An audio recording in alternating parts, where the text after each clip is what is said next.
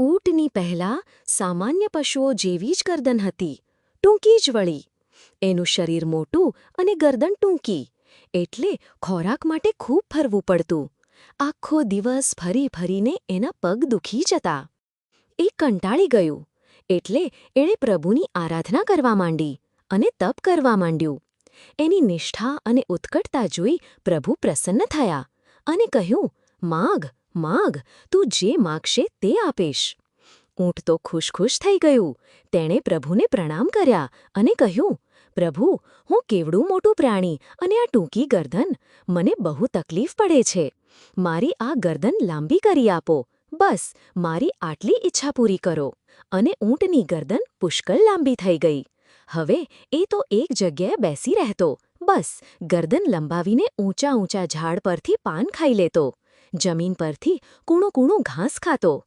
એને તો મજા આવી ગઈ. આમ ને આમ ઘણો સમય પસાર થઈ ગયો. એકવાર જંગલમાં તોફાન આંધી ચડી. પુષ્કળ પવન ફૂંકાવા લાગ્યો. ચારે તરફ ધૂળની ડમરીઓ ચડવા લાગી. તેને લીધે છતે દિવસે અંધારું થઈ ગયું. વૃક્ષો તો ભૂવાની જેમ જોર જોરથી ડોલવા લાગ્યા.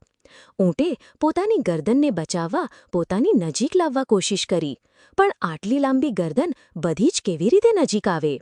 તેમાં એક વૃક્ષ તેની ગરદન પર જ પડ્યું.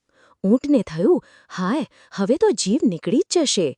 વૃક્ષના ભારથી તેની ગરદન ચગદાવા માંડી. એટલે આર્ત સ્વરે પ્રભુને પોકારવા માંડ્યું. તરત જ ભગવાન હાજર થયા અને પૂછ્યું, "તે મને ફરી કેમ યાદ કર્યો?" "પ્રભુ, મારી ગરદન પેલા ઝાડ નીચે દબાઈ ગઈ છે, એને બહાર કાઢો." પ્રભુએ તરત જ વૃક્ષને અદ્ધર કર્યું, એટલે તેની ગરદન બહાર નીકળી ગઈ. "પ્રભુ, આ ગરદન તો કોઈ વાર મારો જીવ લેશે, એને ટૂંકી કરો." પ્રભુ હસી પડ્યા અને એની ગરદન ટૂંકી કરી, છતાં પહેલાં હતી તેટલી ટૂંકી નહીં, એનાથી થોડી લાંબી. ઊંટે પ્રભુનો આભાર માન્યો. પ્રભુ અદૃશ્ય થઈ ગયા. બસ ત્યારથી ઊંટની ગરદન હાલ દેખાય છે તેવી જ રહી. હવે આંધી, તોફાન આવે ત્યારે એ પોતાની ગરદન સમેટી શકે છે. હે કુમારો, કોઈ પણ વસ્તુ અતિ ન સારી, માપસરની જ સારી. જે અતિ થાય તે અડચણરૂપ જ થાય.